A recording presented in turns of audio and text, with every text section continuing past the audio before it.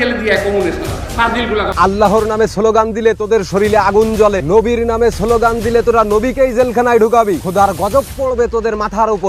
বিয়স নতুন একটি গুরুত্বপূর্ণ ভিডিও নিয়ে চলে আসলাম। ভিডিওটি না টেনে সম্মান দেখার অনুরোধ রইল।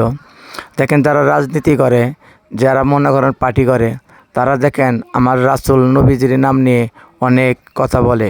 বিশ্বাস না হলে চলুন আমরা সেই ভিডিওটি মনোযোগ দিয়ে দেখে আসি। যারা নাকি রাসূলের নবীর কথা বলবে তাদের নাকি জেলখানায় নিয়ে ভরে হবে। ভিডিওটি না দেখলে বিশ্বাস করবেন না। চলুন আমরা সেই ভিডিওটি মনোযোগ দিয়ে দেখে আসি।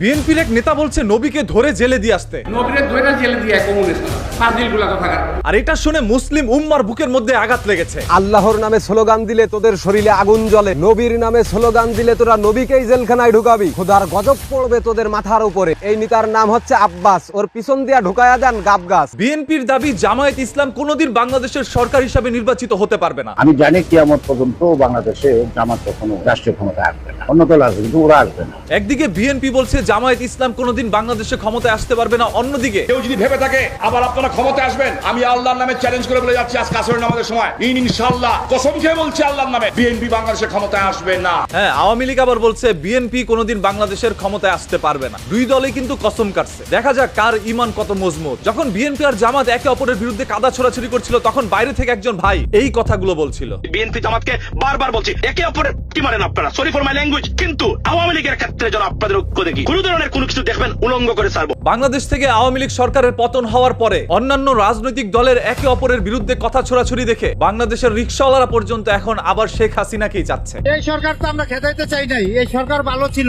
সরকার যখন আসলো ভালোই আসলো, খারাপ আসলো না, পলিটিক্স করে শেখ হাসিনারে নামাইছে। অনেক রিকশাওয়ালারা এও চাচ্ছে যাতে করে ডক্টর ইউনূস পদত্যাগ করে চলে যায়। আমরা চাই ডক্টর ইউনূস পদত্যাগ করুক। তার ওই যে উপদেষ্টারা আগে ভাত পাইছে না খাইতো, মানে সাদাবাজি বড় বড় গাড়িটা চলে। একজন রিকশাওয়ালা হয়েও একজন মানুষকে বলছে ভাত খাইতে ভাত পায় না, সে হচ্ছে ফকিন্নির পোলা। ফকিন্নির পোলারা ভাত পাইছে না, কে চিরমুরে ঘুরতো, হেটা মানে ফকিন্নির পোলারা বড় বড় গাড়ি লইয়া চলে। আসলে বাংলাদেশের রিকশাওয়ালারা হচ্ছে সব থেকে বড় বড় লোক। আগে সরকারি ভালো আছিল, আমরা চাই আগে সরকারি থাক। আসলে বাংলাদেশের রিকশাওয়ালারা যেই টাকা কামায় একটা চাকরিজীবী মানুষ অত টাকা কামায় না, যার কারণে তারা অন্য মানুষকে ফকিন্নি বলতে একবার দ্বিধাবোধ করে না। ফকিন্নির পোলারা রিকশাওয়ালার ইন্টারভিউ নেওয়ার জন্য যখনই কোনো সাংবাদিক যাচ্ছে তখনই তারা বলছে শেখ হাসিনার আমলেই তারা ভালো ছিল, এখন তারা ভালো নাই। শেখ হাসিনার আমলেই ভালো ছিলাম, এখন আমরা ভালো নেই। কিন্তু কেন তারা ভালো নাই?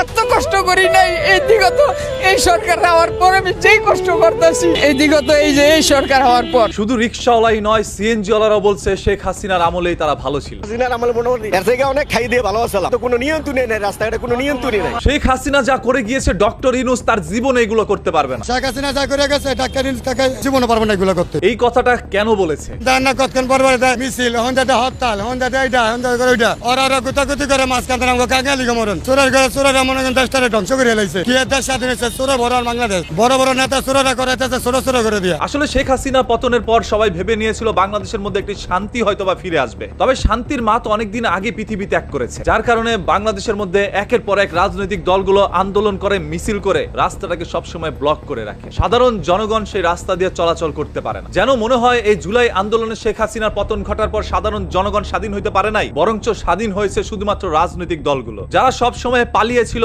আজকে তারা এসে রাস্তাগুলো ব্লক করে একের পর এক সমাবেশ করছে, সেটা বাংলাদেশের প্রত্যেকটি রাজনৈতিক দল। শেখ হাসিনাকে তারা ভুল হয়েছে, সাধারণ গরিব মানুষের জন্য শেখ হাসিনা ভালো ছিল। এই রিকশাওয়ালা চাচার কথাটা যদি সত্য হয়েই থাকে, তাহলে শেখ হাসিনার পতনের সময় যেই সকল সাধারণ জনগণগুলো রাস্তায় নেমেছিল তারা সবাই কি কোটিপতি ছিল? যদি তারা সবাই কোটিপতি হয়ে না থাকে তাহলে নিশ্চয়ই তারা নিম্নবিত্ত পরিবার থেকে উঠে এসে শেখ হাসিনার পতন ঘটিয়েছিল। কারণ একজন রিকশাওয়ালা বলছে ওই আসিফ মাহমুদের মতো যারা আছে সবাই ফকিন্নির পোলা, ভাত খেতে ভাত পাইতো না, তারা রাস্তায় নেমে শেখ হাসিনার পতন ঘটাইছে। ফকিন্নির পোলারা যদি আসলে ফকিন্নির ছেলেরা শেখ হাসিনার পতন ঘটায় থাকে, তাহলে রিকশাওয়ালার কথাটা কোনোভাবে সত্য হতে পারে না। শেখ হাসিনা কি আসলে সাধারণ জনগণের জন্য ভালো ছিল? গত 17 বছরে যে পরিমাণ দুর্নীতি করাপশন এই দেশে হয়েছে তার 3 গুণের বেশি গত 1 বছরের মধ্যে হয়েছে। আসলে কি তার কথাটা সত্য? 17 বছরে যা হয়েছে 1 বছরের মধ্যে তার থেকেও বেশি কিছু হয়ে গিয়েছে। এটা তার কাছে মনে হতেই পারে, কারণ তিনি সেই দলকেই সমর্থন করতো যেই দলের দলের পতন হয়েছে। যখন দলের পতন হয় তখন কর্মীদের পতন অটোমেটিক্যালি হয়ে যায়। বিষয়টা খুবই স্বাভাবিক। এনসিপি বুঝেন কারা? আন্দোলনের মূল হতে হলো এনসিপি জামায়াত। আওয়ামী লীগের লোক তাদেরকে হামলা করতেছে, আরো হামলা করব, আরো ভয়ঙ্কর হামলাও করতে পারে সামনের দিকে। শেখ হাসিনা পতন করার অধিনায়কত্ব তারা। যেখানে সাধারণ জনগণ বলছে এনসিপি বা জামায়াতই হচ্ছে শেখ হাসিনার পতন ঘটানোর মূল অধিনায়ক, তার মানে তারাই কি সব থেকে বড় অপরাধী? দেশদ্রোহী মামলা হয়তো বা তারাই খেতে পারে। কত কইতে গেলে কয় আমলি, যদি আপনি একটা কথা কইতে যান তাহলে এই আমলি।